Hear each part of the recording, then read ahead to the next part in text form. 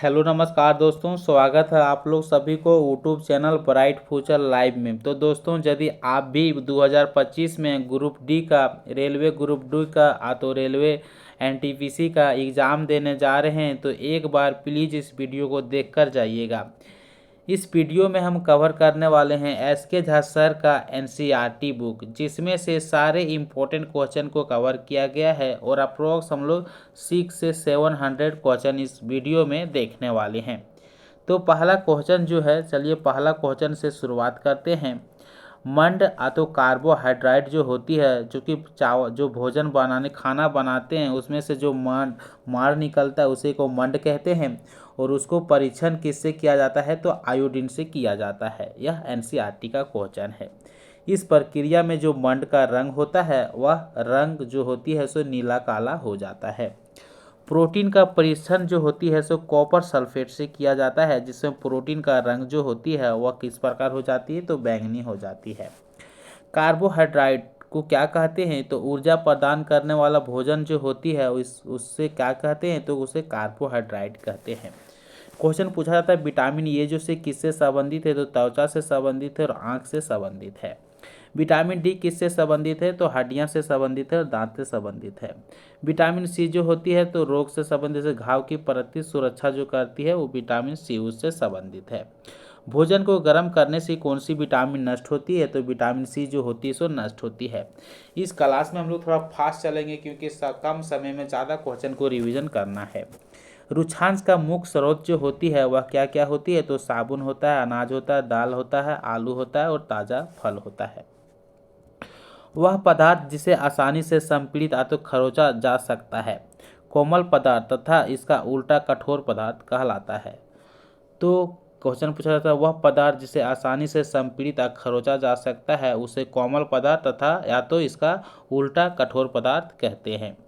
कांच, जल, वायु तथा कुछ प्लास्टिक पारदर्शी पदार्थ का उदाहरण है। क्वेश्चन पूछा जाता है कि पारदर्शी पदार्थ का उदाहरण क्या है तो कांच, जल और वायु है। कपास की प्राप्ति पौधे की फूल से होती है। तो क्वेश्चन पूछा जाता है कि कपास की प्राप्ति जो होती है वह कहाँ से होती है तो पौधे की फूल से होती है। सूखे पौधों की डांडियां से अनाज को अलग करना क्या कहलाता है तो उसे हम लोग थ्रेसिंग कहते हैं। अनाज से भूसी को अलग करना क्या कहते हैं तो उसे निष्पावन कहते हैं। मिश्रण के नीचे तली में बैठा अवक्षेप को क्या कहते हैं तो अवक्षेप को अवसादन तथा ऊपरी भाग को अलग करना निस्तारण कहलाता है। याद रखना। छानने की प्रक्रिया को हम लोग क्या कहते हैं तो निषेधन कहते हैं छानने की प्रक्रिया को। कमजोर तना जो भूमि पर फैलता है उसे क्या कहते हैं कमजोर तना जो भूमि पर फैलता है उसे हम लोग विसर्पी लता कहते हैं। पत्ती का वह भाग जो तने से जुड़ी होती है वह क्या कहलाता है तो पर्णवृत्त कहलाता है। पत्ती का जो वह भाग जो होती है जो तने से जुड़ा हुआ रहता है वह पर्णवृत्त कहलाता है। पत्ती से जल की वाष्पीकरण की प्रक्रिया जो होती है वह क्या कहलाता है तो वाष्पोत्सर्जन कहलाता है। समांतर विन्यास जो होती है समांतर विन्यास उक्त पत्ती वाली पौधा का रेशेदार तथा जालिका रूपी जो विन्यास वाली पत्ती का मसूला जो होती है सो क्या होती है जड़ें होती है। ध्यान रखना, समांतर विन्यास युक्त पत्ती वाली पौधा का रेशेदार तथा जालिका रूपी विन्यास वाली पत्ती का मसूला जो होती है सो क्या होती है जड़ें होती है। धुराग संधि जो होती है धुराग संधि गर्दन तथा सिर को जोड़ता है। क्वेश्चन पूछा था कि गर्दन तथा सिर को कौन जोड़ता है तो धुराग संधि जोड़ता है। अस्थि यानी कि हड्डी को गति प्रदान करने में दो पेशियां संयुक्त रूप से कार्य करती है। क्वेश्चन पूछा जाता है कि हड्डी को गति प्रदान करने में कितना पेशियां कार्य करती है तो दो पेशियां कार्य करती है। पंछी का पंख जो होती है सो अग्रपाद के रूपांतरण का रूप होता है। केचुआ का चलने तथा भूमि पर पकड़ बनाने के लिए किसका उपयोग करता है तो जो केचुआ जो चलती है और भूमि पर जो पकड़ बनाती है वो किसके कारण से तो सूप का उपयोग करते हैं।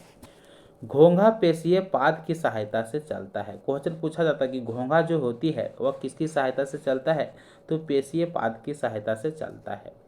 मरुस्थलीय जीवों में पानी की कमी की वजह से मूत्र जो होती है सो पतला और मल जो होती है सो शुष्क होती है।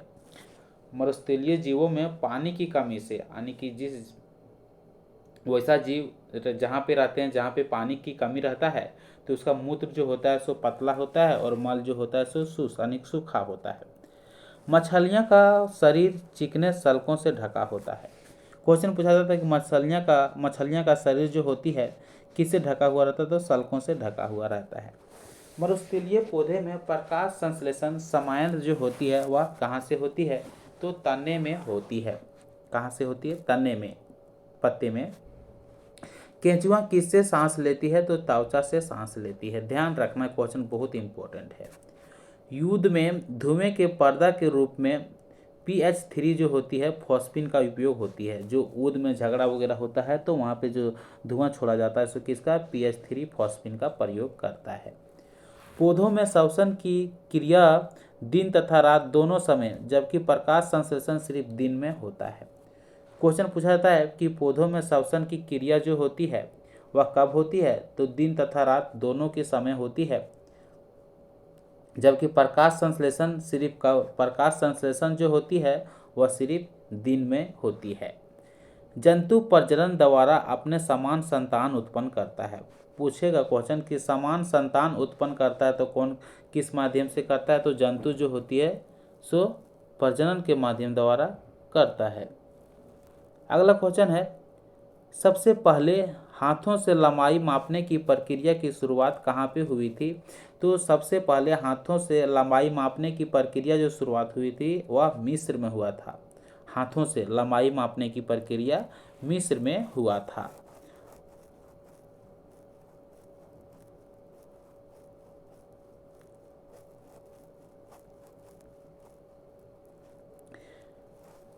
मीटरी पद्धति की शुरुआत जो हुई थी वह कहाँ से हुई थी और कब की थी, तो मीटरी पद्धति की शुरुआत 1790 में फ्रांसीसियो ने किया था। घड़ी के सेकंड की सुई की गति जो होती है सो किसका उदाहरण होती है, तो वर्तुली गति का उदाहरण होती है। एक निश्चित समय अंतराल में दोहराव जो होती है उसे आवर्ती गति का उदाहरण कहते हैं। एक निश्चित समय अंतराल में दोहराव गति जो होता है ना, दोहराव, उसे आवर्ती गति का उदाहरण रखा गया है। जो समय प्रकाश उत्पन्न करता है उसे क्या कहता है, तो उसे दीप्त पिंड कहते हैं। पिन होल कैमरा से बना छवि जो होती है वास्तविक कैसा बनता है, तो वास्तविक उल्टा एवं पार्श्व बनता है। विद्युत धारा की दिशा पॉजिटिव से नेगेटिव तथा इलेक्ट्रॉन की दिशा नेगेटिव से पॉजिटिव होता है। क्वेश्चन पूछा जाता है कि विद्युत धारा की दिशा जो होती है वह किस तरफ होती है, तो विद्युत धारा की दिशा जो होती है पॉजिटिव से नेगेटिव की तरफ होती है और इलेक्ट्रॉन की दिशा जो होती है वह नेगेटिव से पॉजिटिव की तरफ होती है। स्विच एक सरल उक्ति है जिसका उपयोग परिपथ को चालू तथा बंद करने के लिए किया जाता है। क्वेश्चन पूछा जाता है कि स्विच क्या है, तो स्विच जैसे एक सरल उक्ति है जिसका उपयोग परिपथ को चालू तथा बंद रखने के लिए किया जाता है। फिलामेंट में कौन सा धातु होती है, तो फिलामेंट में टंगस्टन धातु के पतले तार का उपयोग किया जाता है। मैग्नेटाइट जिसे हमें कहते हैं चुम्बक सबसे पहले कहाँ खोजा गया था, तो चुम्बक जो थे सबसे पहले मैग्नेशिया नामक स्थान पर खोजा गया था। क्वेश्चन पूछा जाता है, एनसीईआरटी क्वेश्चन है, यानी कि एनसीईआरटी बुक्स में है कि सबसे पहले जो कहाँ खोजा गया था, तो मैग्नेशिया नामक स्थान पे खोजा गया था। स्वतंत्र लटका हुआ चुम्बक सदैव जो होती है सो कौन सा दिशा में होती है, तो याद रखना हमेशा जो होती है से उत्तर से दक्षिण दिशा में रुकती है। चुम्बक में हमेशा कितना ध्रुव होता है, तो चुम्बक में हमेशा 2 ध्रुव होता है। चुम्बक बनाने की प्रक्रिया में छड़ को रगड़ने की दिशा जो होती है, छड़ की रगड़ने की दिशा चेंज करने से चुम्बकत्व का गुण जो होती है सो समाप्त हो जाती है। क्वेश्चन पूछा जाता है कि चुम्बक बनाने की प्रक्रिया में छड़ को रगड़ने की दिशा चेंज करने से चुम्बकत्व का गुण जो होती है वह क्या हो जाती, तो समाप्त हो जाती है। चुम्बक को गर्म हथौड़े से चोट मारने तथा ऊंचाई से गिराने पर चुम्बकत्व समाप्त हो जाता है। क्वेश्चन पूछा जाता है यदि चुम्बक को गर्म करेंगे या तो हथौड़े से चोट मारेंगे तथा या तो ऊंचाई से गिराने पर चुम्बकत्व जो से क्या हो जाता है, समाप्त हो जाता है। मैग्नेटाइट जो होती है वह क्या है, तो एक प्रकार का प्राकृतिक चुंबक है। यह क्वेश्चन वेरी वेरी इंपॉर्टेंट है, बहुत बार पूछा गया है। मैग्नेटाइट जो होता है एक प्रकार की प्राकृतिक चुंबक है। नाक के बाल तथा श्लेष्मा का काम धूल कणों को अंदर ले जाने से रोकता है। तो क्वेश्चन पूछा था, नाक के बाल जो होता है, नाक के बाल तथा श्लेष्मा का काम ये क्या होती है, तो धूल कणों को अंदर जाने से क्या करता है, रोकता है। जल चक्र में वायु जो होती है सो महत्वपूर्ण भूमिका निभाती है। गतिशील वायु को क्या कहते हैं, जो वायु जो हवा तेज बहता है उसे हम लोग पवन के नाम से जानते हैं। O2 जो होती है ऑक्सीजन श्वसन जो होती है सो ज्वलन दोनों के लिए आवश्यक होती है। O2 जो यानी कि ऑक्सीजन जो होती है वह श्वसन तथा ज्वलन दोनों के लिए आवश्यक होती है, यानी कि जलने के लिए भी और श्वसन के लिए भी ऑक्सीजन जो होती है सो जरूरी होती है। सजीवों द्वारा भोजन ग्रहण तथा उपयोग विधि को पोषण कहते हैं। सजीव द्वारा जो भोजन ग्रहण करता है तो उस विधि को क्या कहते हैं, तो पोषण कहते हैं। पत्तियों को पौधों का क्या, जैसे पत्तियां जो होती है ना, पत्तियां को पौधों का खाद फैक्ट्री कहता है, क्योंकि प्रकार की संश्लेषण जो होती है सो पत्तियों के माध्यम से होती है। केंद्रक के चारों ओर से जेली जैसी पदार्थ होती है, उसे हम लोग क्या कहते हैं, तो उसे हम लोग कोशिका द्रव के नाम से जानते हैं। जल एवं खनिज वाहिकाओं द्वारा पत्ती तक पहुंचता है। क्वेश्चन पूछा जाता है कि जल एवं खनिज जो होती है वह वाहिकाओं के द्वारा पत्ती तक पहुंचती है। तो जल किसको द्वारा होती है, तो जल जो होता है सो जाइलम के द्वारा लेके जाता है, यानी कि जल जो से पेड़ के नीचे जड़ के माध्यम से वहाँ पत्ता तक पहुँचाता है तो जाइलम पहुँचाता है। भोजन कौन पहुँचाता है, तो फाइलम पहुँचाता है, याद रखना। पौधे नाइट्रोजन नाइट्रेट के रूप में जीवाणु के मदद से उपयोग करता है। क्वेश्चन क्या है, पौधा जो होती है नाइट्रोजन नाइट्रेट के रूप में जीवाणु के माध्यम से उपयोग करता है। कीटभक्षी पादप क्या होता है, तो यहाँ समझिए। कीटभक्षी पादप विनस फ्लाई ट्रैप तथा संडूरियो घटपर्णी को हम लोग क्या कहते हैं, मतलब कीटभक्षी पादप जो है सो इस प्रकार के दो है, यानी कि इसका नाम याद रखना। क्वेश्चन पूछा जाएगा कि विनस फ्लाई ट्रैप जो से क्या है, तो कीटभक्षी पादप है। संडूरियो घटपर्णी क्या है, तो कीटभक्षी पादप है। कवक नाम एवं उष्ण स्थलों पर उगता है। कवक जो से क्या है, कवक नम एवं उस स्थलों पर उगता है। जटिल खाद्य पदार्थ को सरल पदार्थ में परिवर्तन, आ तो टूटना आ तो विखंडन होना, यह प्रक्रिया जो से क्या कहलाता है, तो पाचन कहलाता है। पाचन क्या करता है, यानी कि जटिल जटिल पदार्थों को क्या करता है, तोड़ देता है, विखंडन कर देता है। तो वही होता है कि जटिल खाद्य पदार्थ को सरल पदार्थ में परिवर्तन होना, उसे हम लोग यह प्रक्रिया को पाचन कहते हैं। मधुमक्खी एवं नरभर पक्षी जो होती है, नरभर पक्षी किसे कहते हैं, हमिंग बर्ड। तो मधुमक्खी एवं नरभर पक्षी पौधे के मकरंद से भोजन की प्राप्ति करता है। अगला क्वेश्चन है, मधुमक्खी अपना शहद भी मकरंद से ही प्राप्त करता है। मधुमक्खी जो है अपना शहद किससे प्राप्त करता है, तो पौधे के मकरंद से ही प्राप्त करता है। स्टार फिश क्या है, तो स्टार फिश जो है एक जैसा जीव है जो अपना भोजन अपना आमाशय से बाहर निकालकर ग्रहण करता है। पूछेगा ऐसा कौन सा जीव है जो अपना भोजन अपना आमाशय से बाहर निकालकर ग्रहण करता है, तो वह स्टार फिश है। लाल रस, ठीक है, लाल रस मंड को शर्करा में परिवर्तित कर देता है। तो क्वेश्चन पूछेगा कि लाल रस जो होती है वह मंड को क्या करती है, शर्करा में परिवर्तन कर देती है। आमाशय की आंतरिक परत की सुरक्षा जो होती है वह श्लेष्मा झिल्ली द्वारा की जाती है। अग्नाशय हल्के पीले रंग की ग्रंथि है जो आमाशय के ठीक नीचे स्थित होता है। क्वेश्चन पूछा जाएगा कि अग्नाशय जो है, अग्नाशय हल्के पीले रंग की होती है, अग्नाशय की रंग कैसी होती है, तो हल्के पीले रंग की होती है, या कहाँ स्थित होती है, तो आमाशय के ठीक नीचे स्थित होती है। अब हम लोग आगे बढ़ते हैं।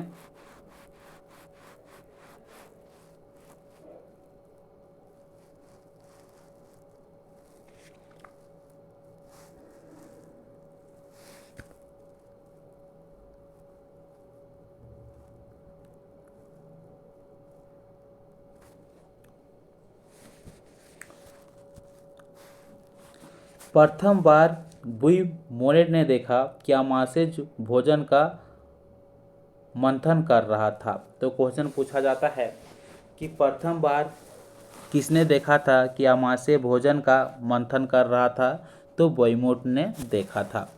क्षुद्रांत की आंतरिक भित्ति में अंगुली के समान संरचना होती है जिससे पचित भोजन को अवशोषण होता है।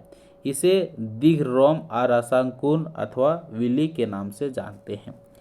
क्वेश्चन पूछा था क्षुद्रांत्र की आंतरिक भित्ति में कैसा संरचना होती है? तो क्षुद्रांत्र की आंतरिक भित्ति में अंगुली के समान संरचना होती है जिससे से पचित भोजन को अवशोषण होता है, यानी पचा हुआ भोजन को अवशोषण होता है, और इसे दीर्घरोम अथवा रसांकुर अथवा विली के नाम से जानते हैं, अथवा उसे विली कहते हैं। अवशोषित पदार्थ का स्थानांतरित रुधिर वाहिकाओं द्वारा होता है। अवशोषित पदार्थ का जो एक जगह से दूसरे जगह स्थानांतरण जो होती है किसके द्वारा होती है? रुधिर वाहिकाओं का द्वारा होती है। अवशोषित पदार्थ का जटिल पदार्थ में चेंज होना क्या कहलाता है? यानी पचे हुए भोजन को जटिल पदार्थ में चेंज होना तो वह स्वांगीकरण कहलाता है। शाकाहारी के आमाशय में क्या होता है? तो शाकाहारी के आमाशय में रुमेन होता है जो 4 चैम्बर में बटा होता है। क्वेश्चन पूछा था शाकाहारी के आमाशय में क्या होता है? तो रुमेन होता है। कितना चैम्बर में बटा हुआ रहता है? तो 4 चैम्बर में बटा हुआ रहता है। यह भोजन का प्राथमिक संग्रह करता है। तो शाकाहारी जितना भी होते हैं वो क्या करते हैं? भोजन का प्राथमिक संग्रह करते हैं। अमीबा जो होती है जलाशय में पाए जाने वाला एक कोशिकीय जीव है। क्वेश्चन पूछा जाता है कि अमीबा जो है किस प्रकार जीव है? तो अमीबा जो है एक प्रकार की एक कोशिकीय जीव है। अमीबा की चलने वाला भाग जो होती है वह कृत्रिम पाँव कहलाती है, तो उसे पदापी बोलते हैं। अमीबा अपना भोजन जो कहाँ से करती है? तो खाद्यान्नी के द्वारा अंतर्गत करती है। कार्बोहाइड्रेट का पाचन जो होती है वह कहाँ से शुरुआत होती है? तो कार्बोहाइड्रेट का पाचन जो होती है वह मुंह से शुरुआत होती है। प्रोटीन का पाचन कहाँ पे होती है? तो प्रोटीन का पाचन जो होती है वह अमाशय से शुरू होती है। ध्यान रखना, ये सब क्वेश्चन बहुत बार पूछा गया है और पूछा जाएगा। वसा का पाचन जो से कहाँ होती है? तो छोटी आंत में होती है और छोटी आंत से ही शुरुआत होती है। डॉक्टरी जो थर्मामीटर का उपयोग करता है उसका रेंज जो होता है वह कितना होता है? तो 45 डिग्री सेल्सियस से 42 डिग्री सेल्सियस होता है और 94 डिग्री फ़ारेनहाइट से 108 डिग्री फ़ारेनहाइट होता है। थर्मामीटर सही मापने के लिए ऊर्ध्वाधर रखा जाता है। ऊर्ध्वाधर रखा जाता है। थर्मामीटर सही माप के लिए कैसा रखा जाता है? तो इसे ऊर्ध्वाधर रखा जाता है। वह प्रक्रम जिसमें ऊष्मा किसी वस्तु को गर्म सिरे से ठंडे सिरे की ओर स्थानित होता है क्या कहलाता है? तो वह चालन कहलाता है। क्वेश्चन पूछा है कि वह प्रक्रम जो होती है जिसमें ऊष्मा जो किसी वस्तु के गर्म सिरे से ठंडे सिरे की ओर मतलब ठंडे सिरे की ओर जाती है उसे क्या कहते हैं? तो वह चालन कहलाती है। अणुओं को द्वारा ऊष्मा का स्थानांतरण जो होती है वह क्या कहलाती है? तो चालन कहलाती है। तथा अणुओं के गति के कारण ऊष्मा का स्थानांतरण जो होता है वह संवहन कहलाता है। ध्यान रखना, यह क्वेश्चन जो से बहुत पेचीदा क्वेश्चन है कि अणुओं को द्वारा ऊष्मा का स्थानांतरण जो होता है एक जगह से दूसरा जगह जो जाता है उसको हम लोग चालन कहते हैं, लेकिन जो अणुओं को गति के कारण जो ऊष्मा का स्थानांतरण होता है उसे हम लोग संवहन कहते हैं। एसिड शब्द की उत्पत्ति कहाँ से हुई? तो कोई किस शब्द से हुई? तो एसिड शब्द की उत्पत्ति जो हुई वह लैटिन शब्द एसिडस से हुई है। हल्दी, लिटमस और गुड़हल की पंखुड़ियाँ जो होती है ये सब क्या है? तो एक प्रकार का प्राकृतिक सूचक है। क्वेश्चन पूछा जाता है कि प्राकृतिक सूचक के उदाहरण क्या क्या है? तो हल्दी है, लिटमस है, गुड़हल है। मिथाइल हो गया, ऑरेंज हो गया, फेनोल्फथालीन जो से क्या है? एक प्रकार की कृत्रिम सूचक है। तो प्राकृतिक सूचक और कृत्रिम सूचक ध्यान रखना। लिटमस पत्र की प्राप्ति जो होती है वह किससे होती है? तो वह लाइकन से किया जाता है लिटमस पत्र की प्राप्ति। मिथाइल ऑरेंज जो होती है वह अम्ल को क्या करता है? तो मिथाइल ऑरेंज जो होती है अम्ल को लाल तथा क्षार को पीला कर देता है। मिथाइल ऑरेंज क्या करता है? अम्ल को लाल करता है और क्षार को पीला कर देता है। फेनोल्फथालीन अम्ल में कोई रंग नहीं देता है। फेलिन जो फेनोफिलेथिन जो अम्ल होता है उसमें कोई रंग नहीं देता है तथा लेकिन क्षार को क्या करता है, गुलाबी कर देता है। क्षार को गुलाबी करता है, ध्यान रखना। पहले अमल का रंग पूछा था, लेकिन अब मिथाइल ऑरेंज जो से क्या करता है, अमल को लाल करता है, क्षार को पीला करता है। लेकिन फेनोफिलेथिन जो इसे क्या करता है, इसमें कोई रंग नहीं, अमल में से कोई रंग नहीं देता है, लेकिन यह क्षार को गुलाबी रंग में चेंज कर देता है। समझ लीजिए अब क्षार से इसको कितना दुश्मनी है। गुड़हल के पुष्प जो होती है अमल को गहरा गुलाबी, जिसे हम लोग कहते हैं मेजेंटा के नाम से जानते हैं। तो गुड़हल के पुष्प जो होती है अमल को गहरा गुलाबी तथा क्षार को हरा कर देता है। हल्दी जो होती है अमल को क्या करता है, नीला करता है, और नीला तथा पीला, लेकिन क्षार को क्या कर देता है, लाल कर देता है। अर्थात लिटमस जो होता है, लिटमस पत्र के विपरीत रंग देता है, ध्यान रखना। उदासीनीकरण अभिक्रिया में सदैव क्या निकलता है, तो सदैव ऊष्मा निकलता है उदासीनीकरण अभिक्रिया में। केले माइलन जिसमें जिंक कार्बोनेट होता है। क्वेश्चन पूछा जाता है केले माइलन जो होता है उसमें क्या होता है, तो जिंक कार्बोनेट होता है, ध्यान रखना। वह परिवर्तन जिसमें नए पदार्थ का निर्माण होता है तथा उसे फिर मूल घटकों में नहीं लाया जाता है, उसे क्या कहते हैं, तो उसे रासायनिक परिवर्तन कहते हैं। तो ध्यान रखना, रासायनिक परिवर्तन से भौतिक परिवर्तन से क्वेश्चन पूछा जाता है। वह परिवर्तन जिसमें नए पदार्थ का निर्माण होता है तथा उसे फिर मूल घटकों में नहीं लाता है। जैसे कि दूध से अब दही बना दिए, तो दही से अब फिर दूध नहीं बना, जैसे कि दूध, ठीक है, दूध से अब क्या बना दिए, दही बना दिए। अब क्या, जब दूध से दही बना दिए तो फिर दही से दूध बना पाएंगे, नहीं बना पाएंगे। तो इसी को हम लोग क्या कहते हैं, रासायनिक परिवर्तन कहते हैं। जंग लगने के लिए ऑक्सीजन तथा जल, ठीक है, जंग लगने के लिए ऑक्सीजन तथा जल अथवा जल वाष्प दोनों की आवश्यकता होती है। लवणयुक्त जल जो होती है जंग लगने की प्रक्रम की दर को बढ़ा देता है। जंग लगने की प्रक्रम को दर कौन बढ़ाता है, तो लवणयुक्त जल होती है वह जंग लगने की प्रक्रम को बढ़ा देता है। ईस्ट वायु के अनुपस्थिति में, यानी कि ईस्ट जो है हवा की एब्सेंट में सुक्रोज को इथाइल अल्कोहल तथा कार्बन डाइऑक्साइड में चेंज करता है। यह अभिक्रिया किण्वन कहलाता है। क्वेश्चन पूछा जाता है ईस्ट जो होती है वायु के अनुपस्थिति में सुक्रोज को इथाइल अल्कोहल में चेंज करता है, और कार्बन डाइऑक्साइड को किस में चेंज, इथाइल अल्कोहल तथा कार्बन डाइऑक्साइड में किसको चेंज कर देता है, सुक्रोज को। तो यह प्रक्रिया क्या कहलाता है, तो किण्वन कहलाता है।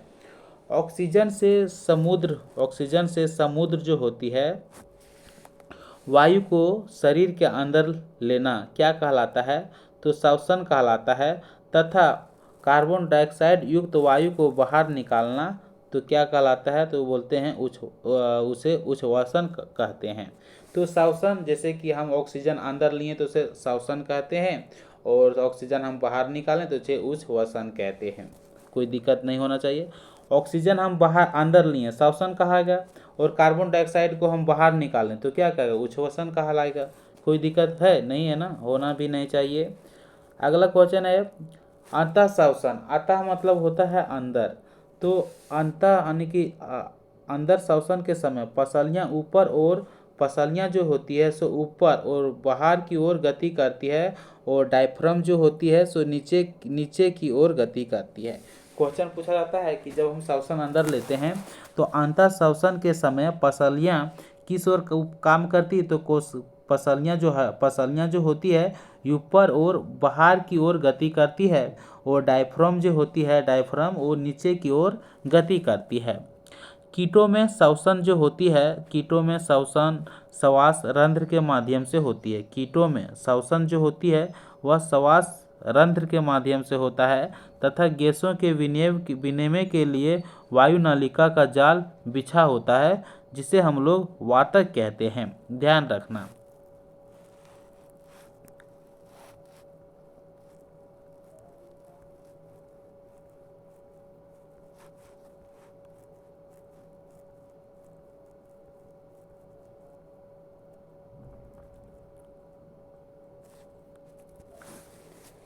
मछलियाँ के क्लोव में रक्त वाहिनियों की संख्या कितनी होती है, तो अधिक होती है। क्वेश्चन पूछाता है कि मछलियों के कलोम में रक्त वाहिनियों की संख्या कितनी होती है, कि रक्त वाहिनियों की संख्या जो होती है से अधिक में होती है, जो गैस विनिमय का कार्य करता है, यानी गैस विनिमय के कार्य करता है। अवायवीय श्वसन का अंतिम उत्पाद जो होती है वह क्या कहलाता है, तो इसे इथाइल अल्कोहल कहते हैं। ठीक है, अवायवीय श्वसन मतलब इसमें ऑक्सीजन नहीं, तो क्वेश्चन पूछा जाता है कि अवायवीय श्वसन का अंतिम उत्पाद जो होता है वह क्या होता है, तो इथाइल अल्कोहल होता है। रक्त एक तरल से बना है जिसे हम लोग प्लाज्मा के नाम से जानते हैं। क्वेश्चन पूछा जाता है कि रक्त जो से क्या है, तो एक तरल पदार्थ है जिसे हम लोग प्लाज्मा के नाम से जानते हैं। रक्त के थक्का बनने में पट्टिकानु जिसे बोलते हैं प्लेटलेट्स का अहम भूमिका होती है। रक्त को थक्का बनाने में किसका भूमिका होती है, तो प्लेटलेट्स का। तो क्वेश्चन पूछा भी जाता है जैसे कि चोट वगैरह लगता है किसी व्यक्ति को कहीं भी शरीर में, तो रक्त का जो जमता है वो प्लेटलेट्स के माध्यम से जमता है। रक्तचाप यानी कि रक्तचाप जो होती है सो रक्तचाप मापी या तो स्फिग्नोमीटर से मापा जाता है। क्वेश्चन पूछा था ब्लड जो मापा जाता है उसे किसे से मापा जाता है, तो स्फिग्नोमीटर से मापा जाता है। धमनी से शिरा में रक्त का अंतरण जो होती है सो कोशिका द्वारा होता है। क्वेश्चन पूछा जाता है कि धमनी से शिरा में रक्त का धमनी से शिरा में रक्त का अंतरण जो होती है उसे क्या कहते हैं, जैसे कि धमनी से शिरा में जब ब्लड आती है तो उसे वह किसके द्वारा आती है, तो कोशिका के द्वारा आती है। हृदय स्पंद जिसे कहते हैं हार्ट बीट तथा लयबद्ध संकुचन प्लस लयबद्ध विश्रांति, यानी कि हार्ट बीट बराबर क्या होता है, लयबद्ध संकुचन और लयबद्ध विश्रांति। हृदय स्पंद जो होती है वह किससे मापा जाता है, तो स्टेथोस्कोप से मापा जाता है। क्वेश्चन जैसे बहुत इम्पोर्टेंट है। मूत्र में क्वेश्चन पूछा था कि कितना परसेंट जल होता है, तो 95% जल होता है और यूरिया का मात्रा जो होता है सो 2.5% होता है और 2.5 जो होती है अनअपशिष्ट पदार्थ होती है। पत्ती द्वारा जल का वाष्प में परिवर्तन जो होता है, पत्ती द्वारा जल का वाष्प में परिवर्तन चूसक खिंचाव बल के कारण होता है। मानव शरीर के होठ में सफ़ेद ग्रंथियां नहीं होती है। तो क्वेश्चन पूछा जाता है कि मानव शरीर की होठ में कौन सी ग्रंथियां नहीं होती है, तो सफ़ेद ग्रंथियां नहीं होती है। अधिकांश पादपों में कायिक अंग के रूप में क्या क्या होते हैं, तो अधिकांश पादपों में कायिक अंग के रूप में तना होती है, पत्ती और पत्ती होता है। पुष्प पादप का मुख्य जनन जो है, पुष्प जो है वह पादप का मुख्य जनन अंग है। तो क्वेश्चन पूछा जाता है कि पादप का जो मुख्य जनन अंग जो होती है कौन सा होती है, तो पुष्प होती है। पत्ती के कच से जो कलिका यानी कि पत्ती किसको, पत्ती के कच से जो कलिका निकलता है या विकसित होने पर क्या कहलाती है, तो कायिक कलिकाएं कहलाती है। डालियाँ जिसे बोलते हैं डहेलियाँ, और जैसे कि शकरकंद हो गया, शकरकंद जो होती है जड़े द्वारा पौधा का उत्पादन करता है। जैसे डालियाँ हो गया ना, डालियाँ हो गया, शकरकंद, ये सब क्या करती है, जड़ के द्वारा पौधों का उत्पादन करती है। मोस और फर्न जैसे पादप में जनन जो होती है किसके द्वारा होती है, तो बीजाणुओं के द्वारा होती है। याद रखना, एक क्वेश्चन बहुत पूछा जाता है कि मोस और फर्न जैसे पादप जो होती है उसमें जनन जो होती है किसके द्वारा होती है, तो बीजाणुओं के द्वारा होती है। अगला क्वेश्चन है मक्का, पपीता और ककड़ी खीरे जो होती है वह कैसी पौधी है, तो मक्का हो गया, पपीता हो गया, ककड़ी हो गया, खीरे जो हो गया वह सब एक लिंगी पौधा है तथा सरसों, गुलाब और पिटूनिया जो है वह उभय लिंगी पौधे का उदाहरण है। निषेचन के पश्चात अंडाशय फल में तथा बीजांड बीज में विकसित होता है। ध्यान रखना, क्वेश्चन पूछा जाएगा कि निषेचन के पश्चात अंडाशय जो होता है सो कहाँ पे होता है, फल में, तथा बीजांड जो होता है अंडाशय जो से फल में तथा बीजांड जो होता है सो बीज में विकसित होता है। अब देखते हैं अगला क्वेश्चन। निषेचित अंडा जो होती है वह क्या कहलाती है? तो निषेचित अंडा जो होती है वह युग्मज कहलाती है। निषेचित अंडा क्या कहलाती है? तो युग्मज कहलाती है। तथा युग्मज युग्मज जिसे इंग्लिश में जाइगोट बोलते हैं, युग्मज का विकास जो होती है वह किस में होती है? तो भ्रूण में होती है। अंडाशय एक से अनेक बीजांड का उदाहरण है। क्वेश्चन पूछा जाता है, अंडाशय जो है एक से अनेक बीजांड का उदाहरण है। तो क्वेश्चन किस प्रकार से पूछ सकता है कि एक से अनेक बीजांड का उदाहरण कौन सा है? तो अंडाशय है।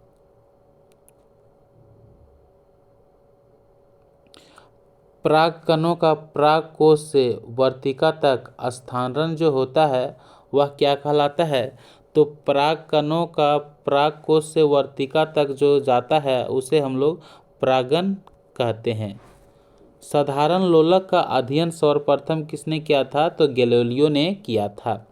जब किसी तार से विद्युत धारा प्रवाहित किया जाता है तो वह तार तप्त हो जाती है। यह विद्युत धारा का ऊष्मीय प्रभाव कहलाता है। ध्यान रखना, विद्युत धारा के ऊष्मीय प्रभाव की खोज किसने किया था? तो जूल ने किया था। रासायनिक प्रभाव का खोज किसने किया था? तो फ्राइडे ने किया था। विद्युत धारा के चुंबकीय प्रभाव का खोज किसने किया था? तो H.C. ऑर्स्टेड ने किया था। समतल दर्पण द्वारा बना प्रतिबिंब जो होती है सो वह कैसा होती है? तो ध्यान रखना, काल्पनिक होता है और प्रतिबिंब को पर्दे पर प्राप्त नहीं किया जा सकता है। कि समतल दर्पण द्वारा प्रतिबिंब जो बनता है सो कैसा होता है? काल्पनिक होता है और प्रतिबिंब को पर्दे पर प्राप्त नहीं किया जा सकता है। केवल वास्तविक प्रतिबिंब ही पर्दा पर प्राप्त किया जा सकता है। क्वेश्चन पूछा जाता है कि पर्दे पर कौन सा प्रतिबिंब प्राप्त किया जा सकता है? तो केवल वास्तविक प्रतिबिंब जो होती है वह पर्दे पर प्राप्त की जाती है। प्रकाश सरल रेखा के अनुदिश गमन करता है। क्वेश्चन पूछा जाता है, प्रकाश जो होती है सरल रेखा के अनुदिश गमन करती है। कोई भी पॉलिश किया हुआ अथवा चमकदार वस्तु पृष्ठ दर्पण के समान ही व्यवहार करता है। क्वेश्चन पूछा जाता है कि कोई भी पॉलिश किया हुआ अथवा चमकदार वस्तु पृष्ठ दर्पण के समान ही व्यवहार करता है। अधिक ऊंचाई वाले वृक्ष की ऊपरी भाग पर तना की आकृति जो होती है वह क्या कहलाता है? तो बितान, जिसे कैनोपी कहते हैं, इंग्लिश कैनोपी के नाम से भी जानते हैं। तो क्वेश्चन पूछा जाएगा कि अधिक ऊंचाई वाले वृक्ष के ऊपरी भाग पर तना की आकृति जो होती है उसे कैनोपी कहते हैं। वनों को सजीवों का जीवन इकाई कहते हैं। क्वेश्चन पूछा जाता है कि सजीवों का जीवन का इकाई किसे कहते हैं? तो वनों को कहते हैं। वन द्वारा ध्वनि प्रदूषण भी कम किया जा सकता है। विश्व जल दिवस कब मनाया गया था पहली बार? तो 22 मार्च 2005 को संयुक्त राष्ट्र द्वारा 2005 से 2015 की अवधि को जीवन के लिए दशक घोषित किया था। बड़े और छोटे पाइपों के जाल को क्या कहते हैं? तो बड़े और छोटे पाइपों की जाल को हम लोग सीवीड के नाम से जानते हैं। हैजा, टाइफाइड, पोलियो, मेनिंजाइटिस, हेपेटाइटिस और पेचिस इत्यादि जो होती है जल प्रदूषण के कारण होती है। तो क्वेश्चन पूछा जाता है कि जल प्रदूषण के कारण क्या क्या होती है? तो हैजा होती है, टाइफाइड होता है, पोलियो होता है, मेनिंजाइटिस होता है, हेपेटाइटिस होता है और पेचिस और कई सारे रोग होती है। पृथ्वी पर उपलब्ध पानी में मात्र 0.006% ही पानी जो होती है वह पीने लायक पानी है। तो क्वेश्चन पूछा जाता है कि पृथ्वी पर उपलब्ध पानी में कितना परसेंट पानी पीने लायक है? तो 0.006%। संयुक्त राष्ट्र के अनुसार प्रति व्यक्ति को प्रतिदिन 50 लीटर ही पानी का उपयोग करना चाहिए। भूजल के भिन्न भिन्न स्तर को जल तलिका कहते हैं। भूजल यानी कि भूजल जो होती है अंदर जो होती है भूमि जल वाला भिन्न भिन्न स्तर को क्या कहते हैं, तो जल तलिका कहते हैं। उर्वरक एक मानव निर्मित लवण है, जबकि खाद जो है सो एक प्राकृतिक पदार्थ है। क्वेश्चन पूछाता है उर्वरक जो से क्या है, तो एक मानव निर्मित लवण है। यह क्वेश्चन बहुत ही इंपॉर्टेंट है। और खाद जो से क्या है, एक प्राकृतिक पदार्थ है। खाद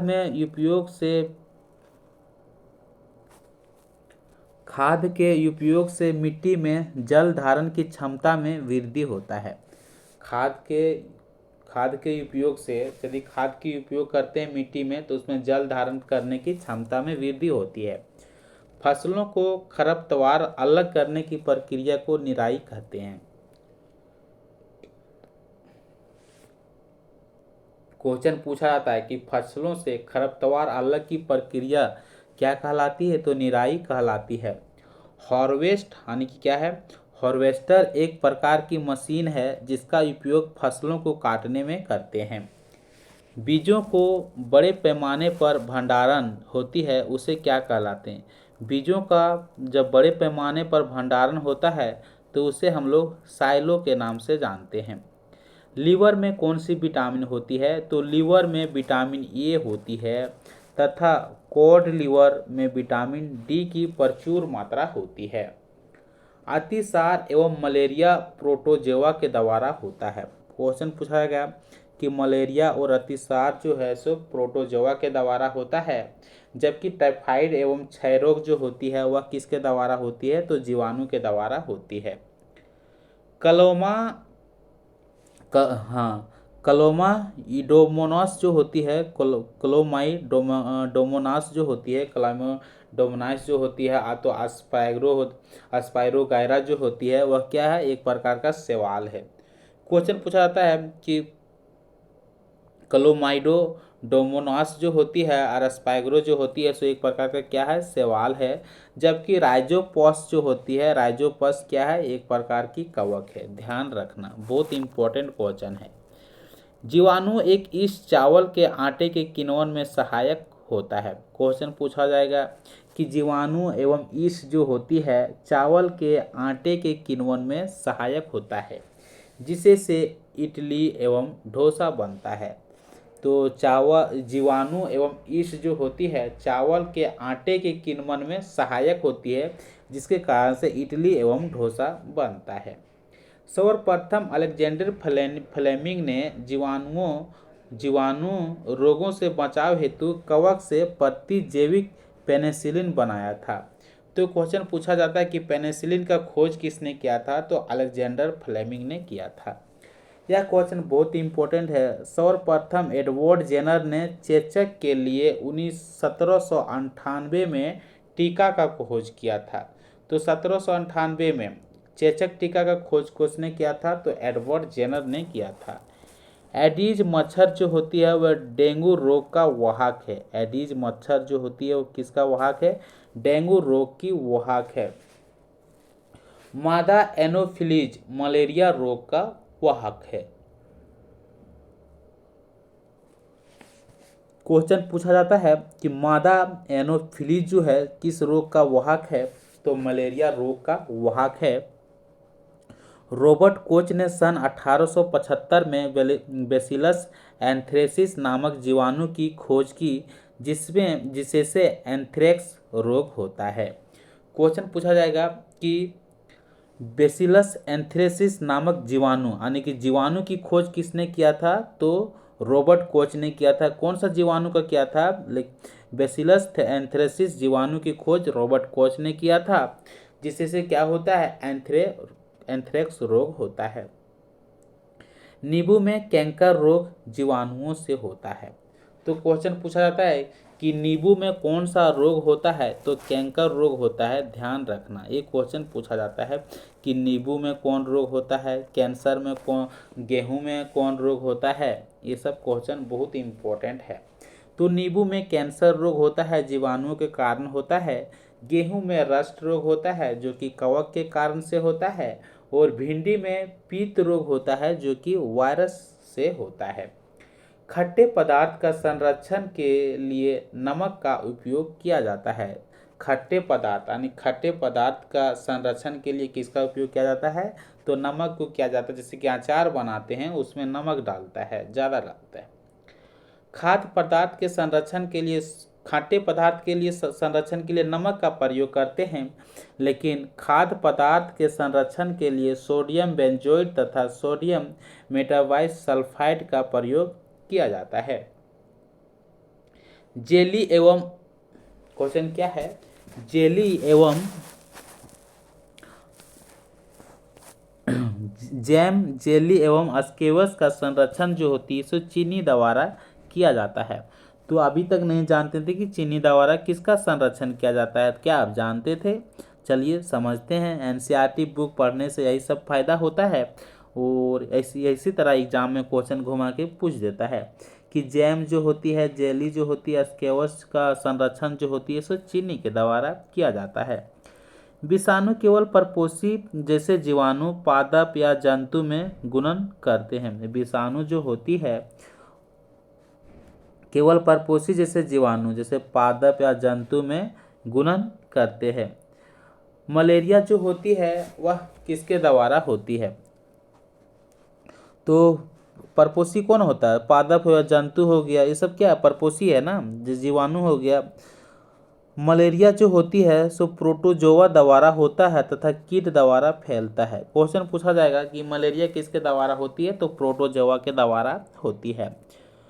सूर्य का प्रकाश, वायु इत्यादि अच्छे ऊर्जा का स्रोत है। सूर्य का प्रकाश जो है, वायु जो है इत्यादि की अच्छे ऊर्जा का स्रोत है। तापीय शक्ति संयंत्रों में विद्युत ऊर्जा का उत्पन्न करने में जीवाश्म जैसा कोयला का उपयोग होता है। क्वेश्चन पूछा जाता है कि तापीय शक्ति संयंत्रों में, तापीय शक्ति संयंत्रों में विद्युत ऊर्जा उत्पादन करने में जीवाश्म जिसको बोलते हैं कोयला, तो उसका उपयोग होता है। मृत वनस्पति के धीमे प्रक्रम द्वारा कोयले में परिवर्तन को क्या कहते हैं? तो कोयले में परिवर्तन को कार्बनीकरण कहते हैं। मृत वनस्पति के यानी कि मरे हुए वनस्पति को धीमे प्रक्रम द्वारा कोयले में परिवर्तन होना, उसी को क्या कहते हैं? तो कार्बनीकरण कहते हैं। कोल हो गया तो कोलतार हो गया, और कोल गैस जो होती है वह किससे प्राप्त किया जाता है? तो कोयले से प्राप्त किया जाता है। कीटों को भगाने के लिए उपयोग किए जाने वाला नेपथिलीन की गोलियां कोलतार से प्राप्त किया जाता है।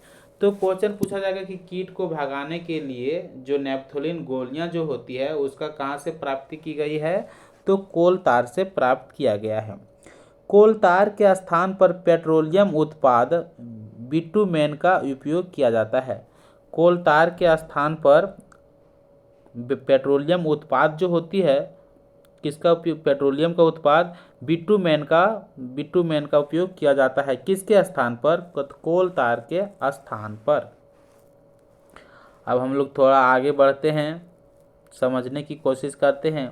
आप लोग जुड़े रहिए और एक बार जरूर देख के जाइएगा यदि एग्जाम देने जा रहे हैं तो।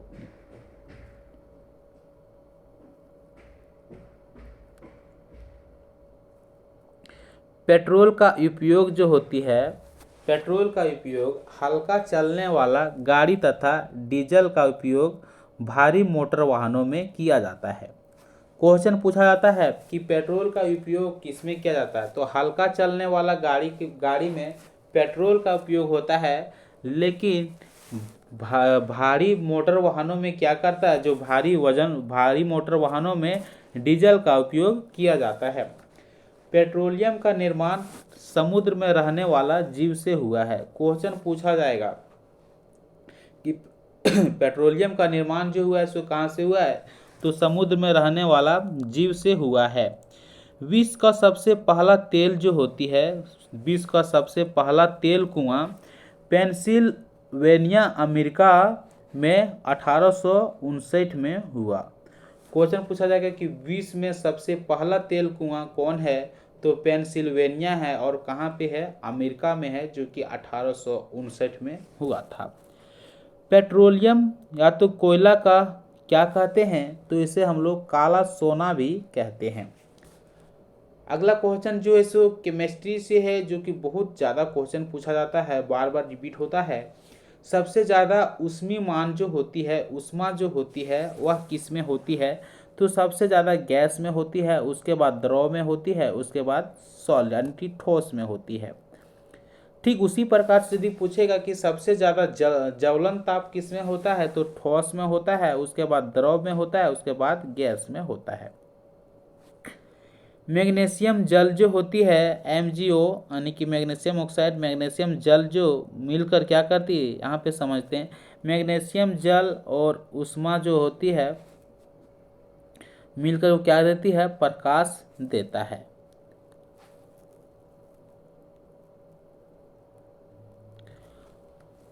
मैग्नीशियम जल हो गया, ऊष्मा हो गया, क्या देता है, प्रकाश देता है।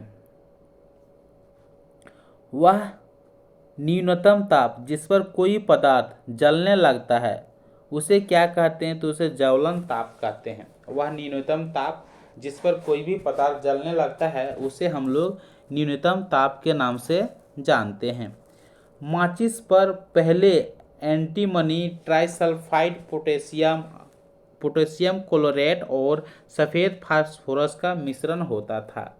क्वेश्चन पूछा जाता है कि माचिस पर पहले क्या होता था, तो ट्राइसल्फाइड पोटेशियम क्लोराइड और सफ़ेद फास्फोरस का मिश्रण होता था। वर्तमान में माचिस पर केवल एंटीमनी ट्राइसल्फाइड एवं पोटेशियम क्लोराइड लगा रहता है। क्वेश्चन दो प्रकार से पूछ सकता है, एक पहले के बारे में पूछ सकता है, एक वर्तमान के बारे में पूछ सकता है। जबकि माचिस के रगड़ने वाली सतह पर कुछ कांच एवं लाल फास्फोरस होता है। तो क्वेश्चन पूछा जाता है कि माचिस के रगड़ने वाली सतह पर क्या होता है, कांच एवं लाल फास्फोरस होता है। ताप में वृद्धि रगड़ होने पर लाल फास्फोरस जो होती है सफ़ेद फास्फोरस में परिवर्तन होता है। आप ट्राई करके देख लीजिएगा। जब ताप में रगड़ होती है तो लाल फास्फोरस जो होती है सो सफ़ेद फास्फोरस में चेंज हो जाती है। आग बुझाने वाला का कार्य वायु का प्रभाव काटना। आग बुझाने वाले का कार्य वायु का प्रभाव काटना ईंधन का ताप कम करना क्या होती है, तो यह दोनों होता है। क्वेश्चन पूछ सकता है, क्या पूछ सकता है कि आग बुझाने वाले का कार्य वायु का प्रभाव काटना या ईंधन का ताप कम करना, या दोनों होता है। तो किससे ये क्वेश्चन से क्या समझ आया, जैसे कि ताप में क्या हुआ कि ताप में वृद्धि रगड़ होने पर लाल फास्फोरस सफ़ेद फास्फोरस में परिवर्तन हो जाता है। तो आग बुझाने वाला का कार्य वायु का प्रभाव जो होता है, कार्य वायु का प्रभाव काटना तो ईंधन का ताप कम करना, यह सब क्या होता है, तो दोनों होता है। सभी प्रकार के आग को बुझाने में किसका उपयोग करते हैं, तो सभी प्रकार की आग को बुझाने में कार्बन डाइऑक्साइड गैस का प्रयोग करते हैं। तो ये जो है आप लोग ध्यान नहीं रखिएगा, आप लोग ये ध्यान रखिएगा और ये ध्यान रखिएगा कि सभी प्रकार के आग को बुझाने में CO2 गैस का उपयोग किया जाता है। दहन प्रक्रिया में सबसे गर्म भाग जो होती है, दहन प्रक्रिया में सबसे गर्म भाग जो होती है, पहला बाहर वाला होता है, फिर मध्य वाला होता है, फिर आंतरिक होता है। उसके बाद रंग जो होती है दहन प्रक्रिया में, रंग जो होती है सो नीले में चेंज होता है, पीले में चेंज होता है, फिर किसमें काला हो जाता है। ये होती है दहन प्रक्रिया में रंग, नीले पीले काला। ऊष्मीय मान का SI मात्रक जो है सो किलो जूल तो किलोग्राम दोनों कह सकते हैं। जो भी एग्जाम में आएगा टिक लगा दीजिएगा, एग्जाम में एक ही आएगा तो बोथ में दिया रहेगा। सल्फर एवं नाइट्रोजन के ऑक्साइड के कारण अम्लीय वर्षा होती है। क्वेश्चन पूछा जाता है कि अम्लीय वर्षा जो होती है किसके कारण से होती है, तो सल्फर एवं नाइट्रोजन ऑक्साइड के कारण अम्लीय वर्षा होती है। ज्वलनशील पदार्थ का ऊष्मीय मान ज़्यादा तथा ज्वलन तब कम जो होती है सो कम होता है। कम जैसे कि बोलते हैं कि ज्वलनशील पदार्थ का ऊष्मीय मान ज़्यादा और ज्वलन ताप जो होती है कम होना चाहिए, तो कम होता है। ध्यान रखिएगा। किसी व्यक्ति के कपड़ा में आग लगाने की किसी व्यक्ति की कपड़ा में आग लगने की स्थिति में उसे कंबल से ढकना चाहिए। किसी व्यक्ति के कपड़ा में आग लगने की स्थिति में उसे कंबल से ढकना चाहिए, ना कि अग्निशामक का उपयोग। इसमें उपस्थिति अम्ल क्षार त्वचा के लिए हानिकारक होता है।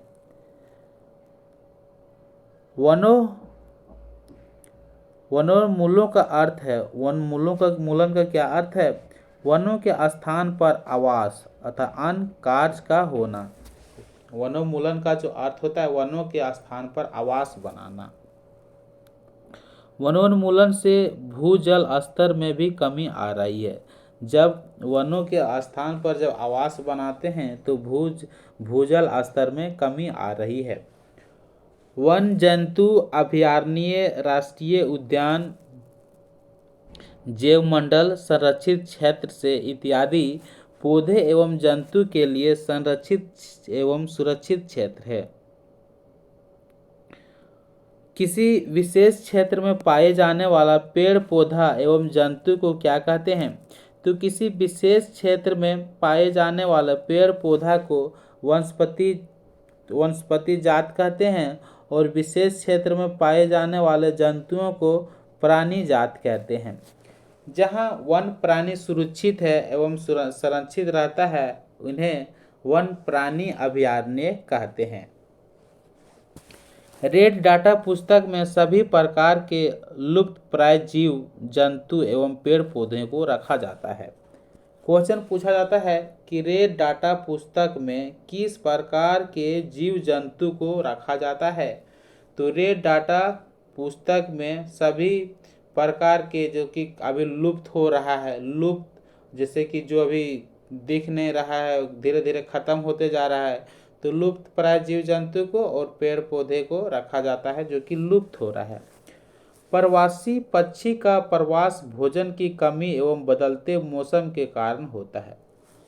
प्रवासी पक्षी की प्रवास जो होती है यानी कि प्रवासी पक्षी की प्रवास भोजन की कमी एवं बदलते मौसम के कारण होती है।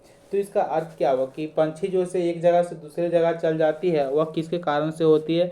अब मौसम बदलता है तो उसका भोजन वहाँ पे कमी हो जाता है। प्रत्येक शुक्राणु में कोशिका के समान संगठक पाए जाते हैं।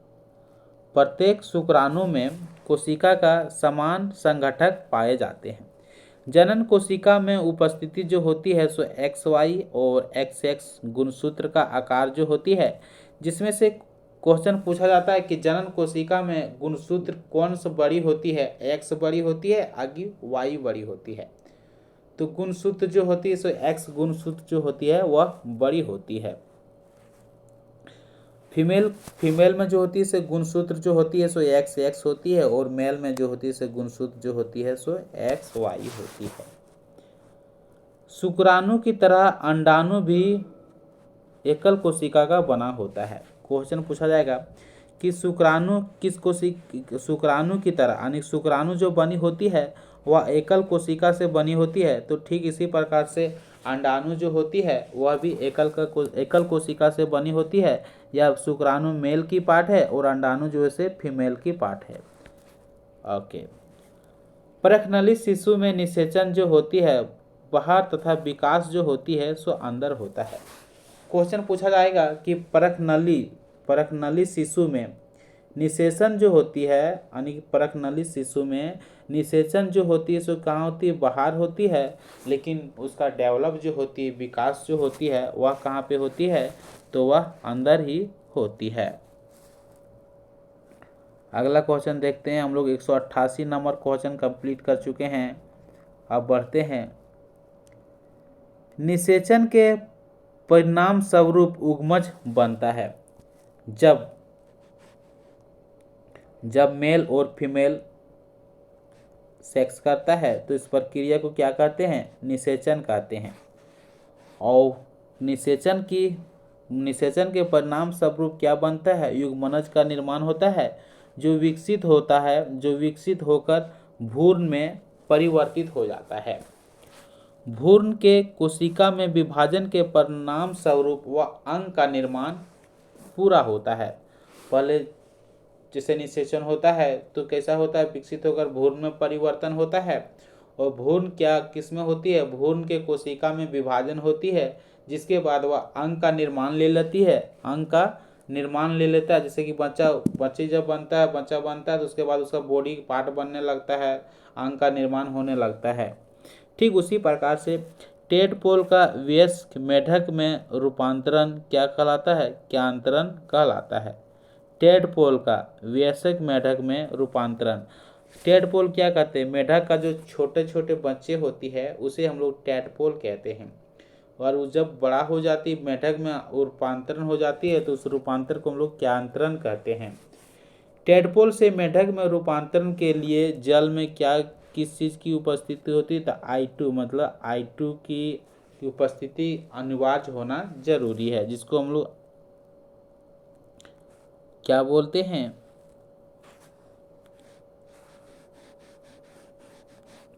ये जो होती है सो अब यहाँ हम लोग देखते हैं I2 जो होती है उपस्थिति के कारण जो होती है अनिवार्य होना, मतलब I2 के कारण जो होती है बच्चे जो मेढक के बच्चे को टेडपोल कहते हैं वह रूपांतर होती है मेढक में।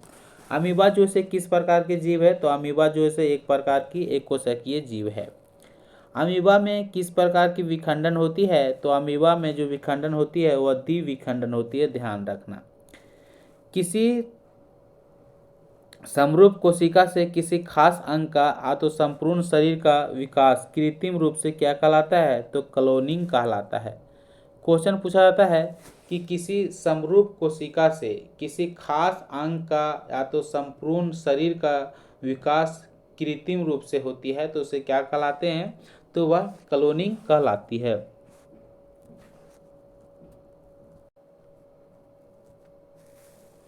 अब हम लोग थोड़ा आगे बढ़ते हैं।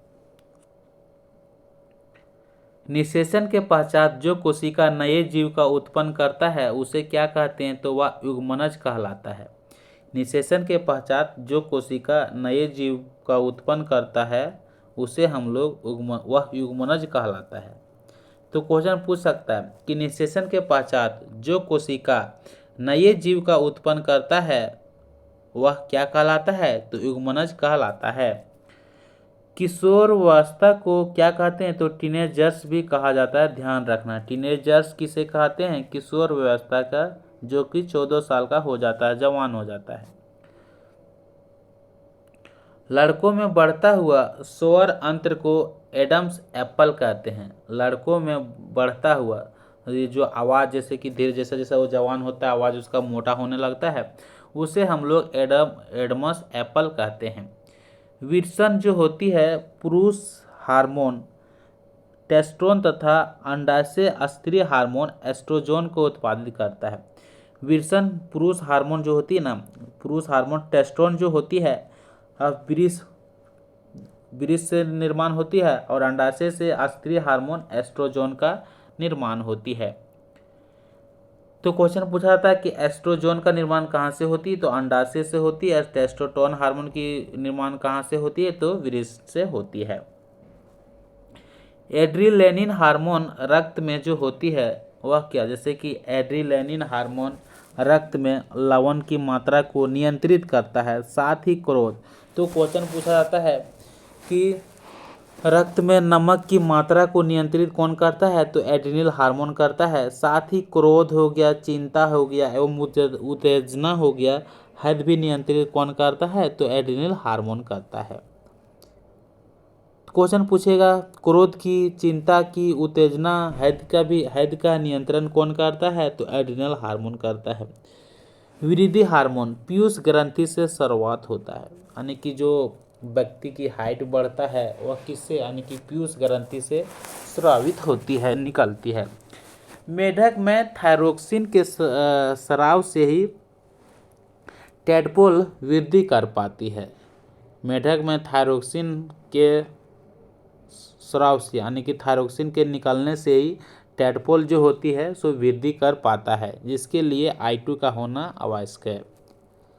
अब देखते हैं पत्तीदार जैसे सब्जियां होती है पत्तीदार सब्जियां, गुड़ हो गया, मोस हो गया इत्यादि में लोहा जो होती है वह प्रचुर मात्रा में पाई जाती है।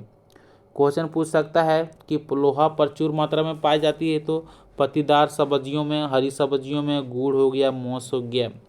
बल द्वारा किसी वस्तु की गति की अवस्था में परिवर्तन लाया जा सकता है, तो किसी वस्तु की अवस्था में परिवर्तन लाते हैं किसके द्वारा? बल के द्वारा लाते हैं।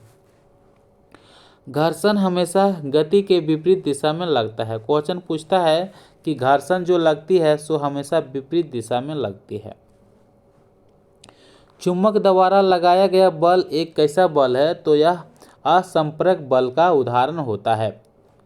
द्रव तथा गैस बर्तन के दीवार पर दाब डालता है। द्रव तथा गैस जो होती है वह दीवार बर्तन के किस भाग में दबाव डालती है? तो बर्तन के दीवार पर दाब डालता है। सतह के बीच अनियमितता के कारण सतह के बीच अनियमितता के कारण घर्षण बल लगता है। तरलों द्वारा लगाया गया घर्षण बल को क्या कहते हैं? तो तरलों द्वारा, जैसे कि सतहों के द्वारा बीच अनियमित के कारण घर्षण बल कहलाता है, तो तरलों द्वारा लगाया गया घर्षण बल को कर्षण भी कहते हैं। ध्यान रखना, तरलों द्वारा लगाया गया घर्षण बल को घर्षण कहते हैं। ओके। विद्युत निष्कर्षण में उपयोग होने वाला छड़ को इलेक्ट्रोड कहते हैं। क्वेश्चन पूछा जाएगा कि विद्युत निष्कर्षण में उपयोग होने वाला छड़ को क्या कहते हैं? तो इलेक्ट्रोड कहते हैं। ये क्वेश्चन आप लोग थोड़ा डाउट में रख लीजिएगा। ये क्वेश्चन को थोड़ा डिटेल में कवर करेंगे कि तरलों द्वारा, इसके लिए थोड़ा कुछ थ्योरी है। अब यहाँ हम देखते हैं कि विद्युत निष्कर्षण में उपयोग होने वाला छड़ को क्या कहते हैं? तो इलेक्ट्रोड कहते हैं। इसको ध्यान रखना। जल से विद्युत धारा प्रभावित करने पर ऑक्सीजन और हाइड्रोजन गैस क्रमशः ऋण धन जो होती है धन ऋण ध्रुव पर निकलता है। इसको कैसे ध्यान रखना है? क्वेश्चन कैसे पूछता है कि जल से विद्युत धारा प्रभावित करने पर ऑक्सीजन जो होती है सो धन होती है और हाइड्रोजन जो होती है सो ऋण होती है, क्रमशः ध्रुव पर निकलता है। तो क्वेश्चन इस प्रकार से पूछता है कि जल से विद्युत धारा प्रभावित करने पर ऑक्सीजन और हाइड्रोजन गैस क्रमशः क्या क्या निकलता है? तो धन ऋण ध्रुव सब निकलता है। ध्यान रखना।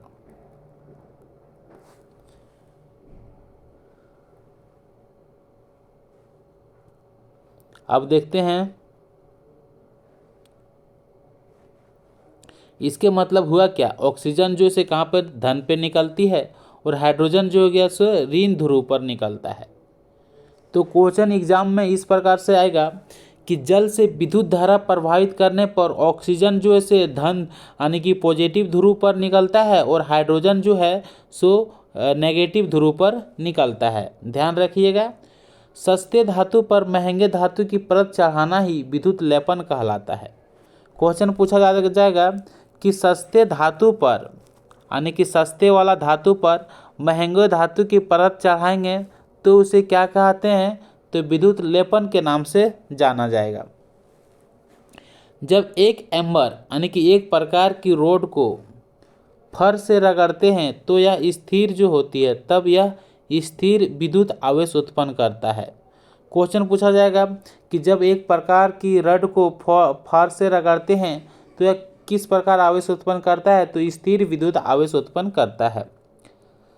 सजातीय आवेश एक दूसरे को प्रतिकर्षित करता है, परिकर्षित तथा विजातीय आवेश एक दूसरे को आकर्षित करता है। ध्यान रखना। क्वेश्चन पूछेगा कि सजातीय आवेश जो होती है एक दूसरे को क्या करती है? तो प्रतिकर्षित करती है, तथा विजातीय आवेश जो होती है वह क्या करती है? तो एक दूसरे को आकर्षित करते हैं। विद्युत दर्शी से किसी वस्तु के आवेशित होने का पता लगाया जाता है। क्वेश्चन पूछता है कि विद्युत दर्शी से किसी वस्तु के अवस्थित होने का पता लगाया जाता है। तो क्वेश्चन पूछ सकता है कि किसी वस्तु के अवस्थित होने का पता किससे लगाया जा सकता है, तो विद्युतदर्शी से लगाया जा सकता है। विद्युत विसर्जन जैसे तड़ित के समय उत्पन्न होता है। विद्युत विसर्जन कब उत्पन्न होता है? तड़ित के समय उत्पन्न होता है, जैसे कि बादल चिड़चिड़ाते हैं। दुर्बल भूकंप क्षेत्र को भ्रंश क्षेत्र भी कहते हैं। याद रखना कि दुर्बल भूकंप क्षेत्र को क्या कहते हैं? भ्रंश क्षेत्र भी कहते हैं।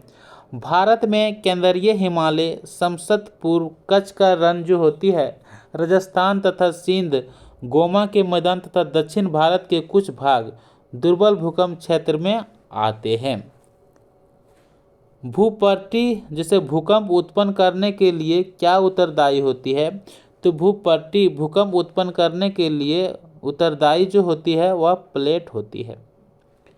चिकने पृष्ठ से हमेशा नियमित परावर्तन तथा खुरदरे या अनियमित पृष्ठ से विसरित परावर्तन होता है। क्वेश्चन पूछ सकता है कि चिकने पृष्ठ से हमेशा जो होती है वो नियमित परिवर्तन होता है तथा खुरदरे या अनियमित पृष्ठ से क्या होता है? तो विसरित परिवर्तन होता है। ध्यान रखिएगा। अब देखते हैं अगला क्वेश्चन क्या है, चलिए देखते हैं।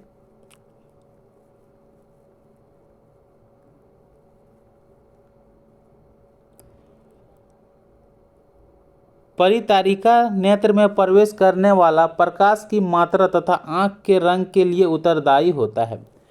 परितारिका नेत्र में प्रवेश करने वाला प्रकाश की मात्रा जो होती है आँख के रंग के लिए उत्तरदायी होती है। तो इसका क्वेश्चन किस प्रकार से बन सकता है? क्वेश्चन पूछेगा कि परितारिका जो होती है नेत्र में प्रवेश करने वाले प्रकाश की मात्रा तथा आँख के रंग के लिए उत्तरदायी होते हैं। तो क्वेश्चन पूछेगा कि प्रकाश की मात्रा तथा आँख के रंग के लिए उत्तरदायी जो होती है वह कौन होती है? तो परितारिका होती है। शंकु जो तीव्र प्रकाश तथा शल्काएं मंद प्रकाश के लिए सुग्राही होता है। क्वेश्चन पूछेगा तीव्र प्रकाश तथा शल्काएं मंद प्रकाश के लिए उत्तरदायी कौन होती है? तो शंकु होती है। शंकु रंग के लिए भी उत्तरदायी होता है। शंकु रंग के लिए भी उत्तरदायी होती है। तितली के बड़े नेत्र वास्तव में सहसों जो होती है छोटे नेत्रों से मिलकर बने प्रतीत होती है। तितली के बड़े नेत्र जो होती है वास्तव में सहसों छोटे नेत्रों से मिलकर बने प्रतीत होती है। रात्रि में देखने वाले जंतु के रेटिना में बड़ी संख्या में शल्काएं तथा कम मात्रा में शंकु होता है। इसके विपरीत दिन में देखने वालों में जंतु में होता है। क्वेश्चन पूछा जाएगा कि रात्रि में देखने वाले जंतु के रेटिना में बड़ी संख्या में शल्काएं होती है कि कम संख्या में शल्काएं होती है। तो जो जंतु रात में देखता है तो उसकी रेटिना में बड़ी संख्या में शल्काएं होती है तथा कम मात्रा में शंकु होता है। ठीक इसका विपरीत जो होती है, जैसे कि जो दिन में देखता है उसका कम मात्रा में शल्काएं होती है और बड़ी मात्रा में शंकु होती है। पदार्थ के अणु में गति के कारण ताप उत्पन्न होता है। क्वेश्चन पूछा जाएगा कि पदार्थ के अणु में गति के कारण ताप उत्पन्न होता है तथा अणुओं के गति जो होती है अणुओं के गतिज ऊर्जा के कारण ऊष्मा उत्पन्न होती है। क्वेश्चन किस प्रकार से पूछ सकता है? पदार्थ के अणु में गति के कारण ताप उत्पन्न होता है तथा अणुओं के गतिज ऊर्जा के कारण ऊष्मा उत्पन्न होता है। क्वेश्चन ध्यान से सुनिएगा और ध्यान से पढ़ के जाइएगा। थोड़ा सा मिस्टेक होने से क्वेश्चन जो से क्या हो सकता है, फॉल्ट हो सकता है। पदार्थ के अणुओं में गति के कारण ताप उत्पन्न होता है। ठीक, यदि पदार्थ के गतिज ऊर्जा के कारण क्या होती है तो ऊष्मा उत्पन्न होती है। तापमान बढ़ने से कणों की गतिज ऊर्जा बढ़ जाती है। ध्यान रखिएगा, तापमान बढ़ने से क्या होती है? कणों की गतिज ऊर्जा बढ़ जाती है। ठीक इसी प्रकार से दो विभिन्न पदार्थों के कण का संवत जो होती है, दो विभिन्न पदार्थों के कणों का संवत ही मिलना विसरण कहलाता है। दो विभिन्न पदार्थ के कणों को स्वयं मिलना, अपने से मिलना क्या कहलाता है? विसरण कहलाता है। बल लगाने पर ठोस टूट सकता है, लेकिन इसका आकार नहीं बदलता है। इसका गुण को दृढ़ता कहते हैं। कोई भी वस्तु पर यदि हम लोग बल लगाते हैं तो वह टूट जाता है, लेकिन इसका आकार जो होता है वह नहीं बदलता है। इस गुण को हम लोग क्या कहते हैं? दृढ़ता, जिसे कठोर के नाम से भी जानते हैं। अत्यधिक रिक्त स्थानों के कारण गैसों का विसरण जो होती है तीव्रता से हो जाता है। अतिरिक्त रिक्त स्थान यानी कि ज़्यादा खाली स्थान होने के कारण गैसों का विसरण जो होता है सो तेज हो जाता है। किसी ठोस पदार्थ का गलनांक उसके मध्य आकर्षण बल को दर्शाता है। ध्यान रखिएगा, किसी ठोस पदार्थ का गलनांक जो होती है, किसी ठोस पदार्थ का गलनांक जो होती है उसके मध्य आकर्षण बल को दर्शाता है। किसी ठोस के गलने की प्रक्रिया में तापमान जो होती है हमेशा समान रहता है। किसी ठोस के गलने की प्रक्रिया में तापमान क्या रहता है? हमेशा समान रहता है। ठोस के गलने की प्रक्रिया में ऊष्मा का अवशोषण होता है। क्वेश्चन पूछेगा, ठोस की गलने की प्रक्रिया में ऊष्मा का क्या होता है? तो अवशोषण होता है। इस ऊष्मा को गलन अतो संगलन की प्रस्तुत अतो गुप्त ऊष्मा भी कहते हैं। क्वेश्चन किस प्रकार से पूछेगा कि ठोस गलने की प्रक्रिया में ऊष्मा का क्या होता है? तो ऊष्मा का अवशोषण होता है। इस ऊष्मा को गलन अतो संगलन की क्या कहते हैं? प्रस्तुत ऊष्मा कहते हैं अतो गुप्त ऊष्मा कहते हैं, दोनों कहा से। पदार्थ की अवस्थाएं जो होती है यानी ठोस, द्रव और गैस किसके द्वारा तय होती है? तो पदार्थ की अवस्थाएं जो होती है ठोस, द्रव और गैस दाब और तापमान के द्वारा तय होती है।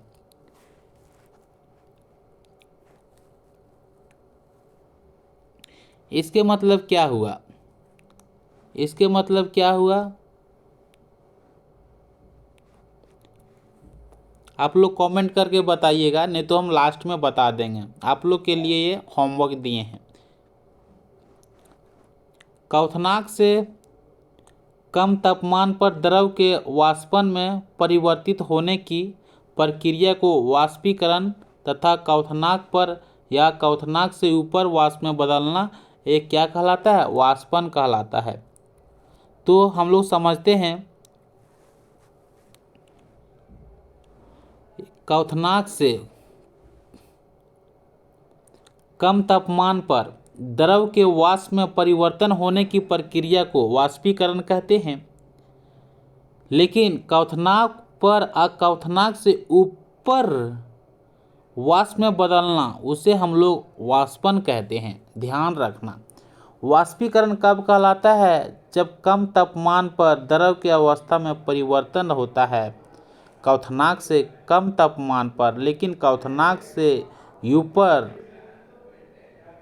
के वाष्प पर परिवर्तन होता है तो उसे हम लोग वाष्पन के नाम से जानते हैं। ये क्या है? एक एटमॉस्फेयर, यानी कि एक एटमॉस्फेयर बराबर क्या होता है? 1.01 इंटू 10⁵ पास्कल होता है, बता दिए। वाष्पीकरण क्या है? तो वाष्पीकरण जो इसे एक सतही प्रक्रिया है। क्या है? सतही प्रक्रिया है, ध्यान रखिएगा। फ्लोरोसेंट ट्यूब और नियॉन बल्ब में क्या होता है? तो फ्लोरोसेंट ट्यूब और नियॉन बल्ब में प्लाज्मा होता है। कम घनत्व तथा कम ताप पर पदार्थ को ठंडा करने से क्या तैयार होता है? तो BEC तैयार किया जाता है। रंगों को पृथक करने की प्रक्रिया क्या कहलाती? कि रंगों को पृथक मतलब अलग करना, तो रंग को अलग करने की प्रक्रिया को हम लोग क्रोमेटोग्राफी कहते हैं। जिस पदार्थ के क्वथनांक के बीच 25 डिग्री जिस पदार्थ के क्वथनांक के बीच जो होती है 25 डिग्री सेल्सियस से कम का अंतर होता है तो उसे परभाजी आसवन विधि से शुद्ध किया जाता है। जिस पदार्थ के क्वथनांक के बीच यानी कि 25 डिग्री सेल्सियस से कम होता है तो उसे हम किसके द्वारा शुद्ध कर सकते हैं, तो परभाजी आसवन के द्वारा शुद्ध कर सकते हैं। वायु से विभिन्न गैस तथा पेट्रोलियम उत्पादों को परभाजी आसवन विधि से अलग कर सकते हैं। क्वेश्चन पूछेगा कि वायु से विभिन्न गैस तथा पेट्रोलियम उत्पाद को अलग करने की विधि को क्या कहते हैं, तो परभाजी आसवन कहते हैं। पदार्थ का वह गुण जिसका अवलोकन एवं वर्णन किया जा सकता है उसे क्या कहते हैं, तो पदार्थ का वह गुण जिसका अवलोकन एवं वर्णन किया जाता है उसे हम लोग भौतिक गुण कहते हैं। मोमबत्ती की जलने में भौतिक एवं रासायनिक दोनों परिवर्तन होता है। तो याद रखना, क्वेश्चन पूछेगा कि मोमबत्ती के जलने में कौन सा परिवर्तन होता है, तो भौतिक एवं रासायनिक यानी कि दोनों परिवर्तन होता है। रॉबर्ट बॉल पहले वैज्ञानिक थे जिन्होंने सन 1661 में सर्वप्रथम तत् शब्द का प्रयोग किया था। तो क्वेश्चन पूछा जाता है कि तत् शब्द का प्रयोग किसने किया था, तो रॉबर्ट बॉल ने किया था। तत् शब्द की जो होती है, तत् की परिभाषा सर्वप्रथम किसने दिया था, तो लेवोजियर ने दिया था। एंटोनी लॉरेंट लेवोजियर ने दिया था। 92 तत्व प्राकृतिक है जिसमें से 11 तत्व गैस और 2 द्रव अवस्था में पाया जाता है। H2S एक प्रकार क्या है, रंगीन गैस है जिसमें सड़े हुए अंडे जैसा गंध आता है। तो सड़े हुए अंडे की जैसा गंध किस में आता है, तो H2S में आता है। ओगी को केवल रासायनिक विद्युत और रासायनिक प्रतिक्रिया द्वारा पृथक किया जाता है। तो क्वेश्चन पूछा जाएगा कि ओगी को केवल किसका द्वारा अलग किया जा सकता है, तो रासायनिक प्रक्रिया द्वारा या तो विद्युत रासायनिक प्रक्रिया द्वारा।